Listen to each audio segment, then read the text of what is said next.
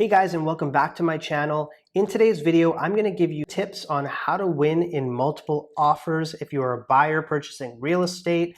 If this is your first time here, my name is Hasan Juma. I'm a real estate agent in Vancouver, and I create these educational videos to help you in your buying or selling journey. If you stick around to the end, there's going to be one more bonus tip. It's super simple, but it really will help your offer stand out when you're writing against others. So without wasting any more time, let's get started. So the first tip I want to give you and your agent, if you're writing an offer in a multiple offer scenario, is to communicate with the agent frequently. Now, typically what happens when there are multiple offers is a home is placed on the market. There's a period of time designated for showings or for open houses, and there's a set offer date. So you know that the seller and the listing agent are looking to get multiple offers. So within that period, when you view the property, it's really important for your agent to remain in communication with the listing agent. And I'll tell you exactly why. I'll give you an example. There was a time about a couple of years ago, we listed a property and we were doing an offer presentation. And we were there the day of the offer presentation about a couple hours before. We'd been working with one group who had viewed the property about 5 days ago. Since then, they had been calling and asking questions about the tenancy and how much monthly rent was coming in. Now, at the same time, while we were standing there on offer date, we had a car drive by outside, see our for sale sign and us standing outside, and asked if they could view the home. We let them know that, yes, we are reviewing offers in a couple hours, but by all means, come take a look. So this group walked through the home, they went back, and right away, we got a call from their agent saying, we are interested, we're gonna submit an offer. So when we got to the offer presentation a couple hours later, we had 2 or 3 offers, and there was 2 that stood out. One was the group that had been in constant communication with us, and the other one, which was a much higher price, was from the group that had just walked through the unit. In that scenario, it's very easy, and actually what happened here was our seller did accept that higher priced offer. The second group, obviously, they're quite disappointed. They had been tracking this property for some time. The offer we accepted, it had subjects on it for 2 or 3 days. What ultimately ended up happening is that group walked away. So they gave us a higher price, but they ended up walking away from the subjects.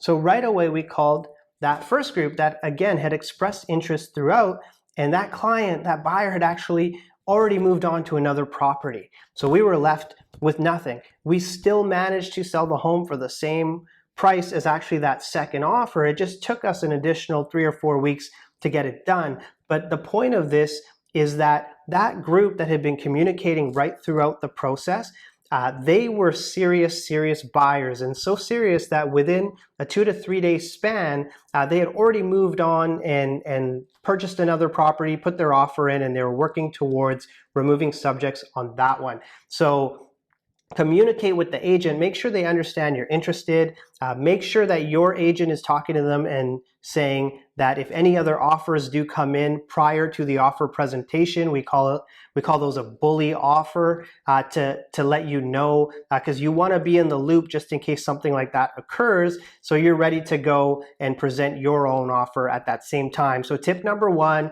is have your agent, your buyer's agent, communicate with the listing agent frequently prior to submitting the offer. So the second tip is to ask the seller for what they want. Now this seems super simple, right? But so many agents, so many buyer's agents don't actually go through this process. So before submitting an offer, make sure you're contacting that other agent and asking, what are the preferred dates for your seller in a perfect contract? What do those dates look like? Are there any other things that they want in this offer? Do they want a rent back scenario, so perhaps they have more time to purchase another home? If that home is vacant, you can assume, or you can just ask whether the seller is going to want a quicker completion. Anytime you have a vacant home, there's chances that the seller is actually paying holding costs for holding that property. So oftentimes they are looking for something with a quicker completion. Again, you can assume these things, or you could just ask the question. A listing agent is going to want to give you information that isn't to the detriment of their seller. If it's going to help their seller get a better offer, they should be giving you that information willingly, but you do have to ask for it. So tip number 3, guys, is when you write your offer is to keep the subjects, your terms and conditions as minimal as possible. As a seller and a listing agent, we may receive 2-3 offers at a time, and something as simple as having an offer that has 3 or 4 pages of terms and conditions versus an offer that has a page or 2 of terms and conditions. Of course, what those terms and conditions are important, but sometimes you have so many offers in your hand. It's almost like if you're a hiring agent and you received a lot of resumes, you present them all as a listing agent. Legally, you do that, but the seller often will say, okay, I don't want to look at this. There's a lot of terms and conditions in there, especially the conditions, or what we call the subjects. So these would be things like subject to financing, subject to inspection, subject to being able to obtain fire and property insurance. So these are things that you actually want to do the due diligence on before you actually write your offer. So one example is oftentimes we will write a contract and we'll say that one of the terms in that contract is that it must be professionally cleaned, the carpets must be steam washed.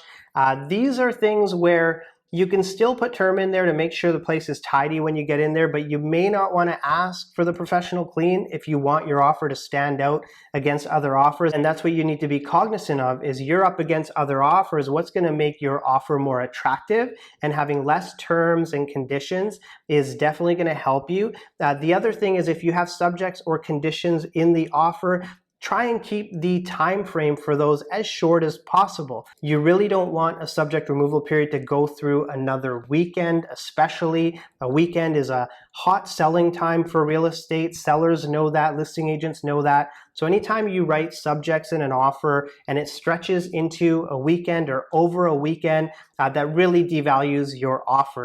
So the next tip I want to give you, and it actually ties on to the last tip we just talked about, is surrounded home inspections. Now, if you've watched some of my previous videos, I always suggest getting a home inspection done, even if you're in a competitive scenario. But one of the things you can do if you're writing against multiple offers is you can ask whether or not you can do the inspection prior to submitting your offer.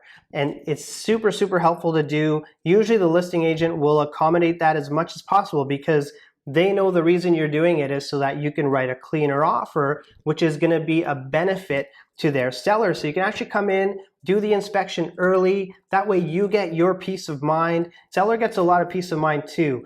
An offer that does not have an inspection clause in there is a much stronger offer.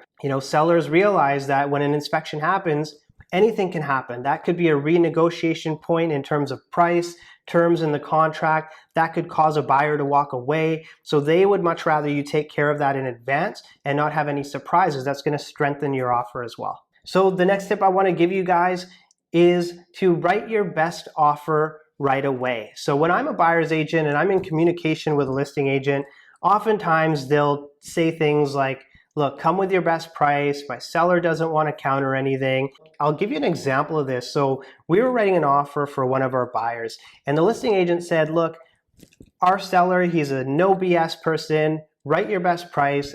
There's definitely not going to be any counters. He's going to pick the best one. Price is the most important thing. So put your best price on there. And he wants to move forward. He wants to move forward quickly. We're expecting to have multiple offers today. So I advised my buyer and we wrote an offer with our absolute best price. We knew that it would not be countered. What ended up happening is ours and one other offer ended up being the 2 top offers that they were weighing. And because our price is higher, just as the listing agent told us, they were going to accept our offer. So that agent called me after they had sent me a text saying they were going to accept our offer. And he said, an interesting thing happened in this process. That second offer, they actually offered to counter offer $10,000 higher than yours when we told them they weren't going to win the property. And he goes, my sellers, even though they knew they could make $10,000 more dollars, they wanted to reward your buyers for actually listening to what they wanted and trusting them when they said they weren't going to counter an offer. So that client's sellers, the listing agent sellers, actually left money on the table just because we followed the rules. Look, it's not going to happen all the time like that, but if you're told that the seller is not going to counter and you're going up against multiples, sometimes you have to trust that and come with your best price. So the next tip I want to give you guys, this is the last one prior to giving you that bonus tip that I told you about, is don't submit your offer early. So typically what will happen when there's an offer date or a multiple offer date where they're collecting and presenting offers at a certain time, they will give you a date and they will give you a time. So they will say at Tuesday at 5 p.m. we're going to present offers. Please have your offer in. Don't submit the offer in the morning thinking, okay, let's just get it done, get it through. Anytime that you give the listing agent with your offer is an opportunity for the listing agent to do what we call shop your offer. So if you give it too early, now the listing agent, they know what they have in hand and they know what it's going to take to actually beat that offer and get their seller a better price, obviously. So if they have too much time and they have your offer, they can shop your offer and make sure they get something higher than that. Typically what I'll do when I'm representing a buyer is I'll stay in communication with that listing agent throughout the day, text here and there. Have you received any offers? They may not tell you the exact amount. Sometimes they'll say, oh, I have a few offers, or I have a handful of offers, I have a couple offers, so they'll indicate in that sort of way. And the other reason you don't want to submit your offer too early is sometimes you don't know what price you should write at until the offer time. So what will happen is usually about 20 minutes, 15 minutes before that offer time, I'll give one last check-in with the listing agent. I'll say, how many offers do you have in your hand? If I know they have multiple offers in their hand, we'll already have a contract ready, but the only thing we won't have in there is the price. And it's at that time, again, 15, 20 minutes before offer presentation time, that we're inputting the price, and we're doing that based on what our competition truly is. So that's your tip. Make sure you wait before sending. Don't send too early or your offer is going to get shopped. And guys, so thanks for waiting to the end. I hope you got some value out of this video. I did mention I'm going to give you a bonus tip, and this one is so simple, yet it's often overlooked. Don't submit an offer at a flat dollar amount. So what I mean by that is if you're going up against multiple offers, you may be in a scenario where you're up against 4 or 5 other offers. Now imagine the seller's asking price is $995,000. How many people do you think are writing an offer of those 5 offers at $1 million flat? Probably most of them. You're going to have 1 or 2 come in at asking, but anyone that's going to offer above asking, they're probably going to come in at $1 million. So what you need to do in that situation is come in a little bit higher than that. Maybe you offer $1,002,000 or $1,015,000. It may seem like a very small thing, and actually that dollar amount is pretty insignificant if you put it into a mortgage in terms of what you'd actually spend more per month. But the difference to a seller, again, they have multiple offers in front of them. They're looking for reasons to cancel out offers and not look at offers. Even if you're $1,000 to $2,000 higher than the next possible offer as a seller, it's still a better offer. So it's such a simple thing to do. Our minds tell us, okay, we're gonna write over asking, so we're gonna offer them $1 million, they're gonna be happy. Go a little bit more than that. If you really want the property, you've been striking out, go a little bit more than that, because it is going to differentiate your offer. And the whole premise and the whole purpose behind this video is different ways that you can differentiate your offer so you can win in multiples. So guys, I hope you got some value out of this. If you did, I'd love it if you'd subscribe, hit the bell notification icon if you want to see more videos like this in the future. If you're buying or selling real estate in Vancouver, feel free to reach out to me. All my contact info is below. I'd love to help you out. Other than that, thanks for watching and have a wonderful day.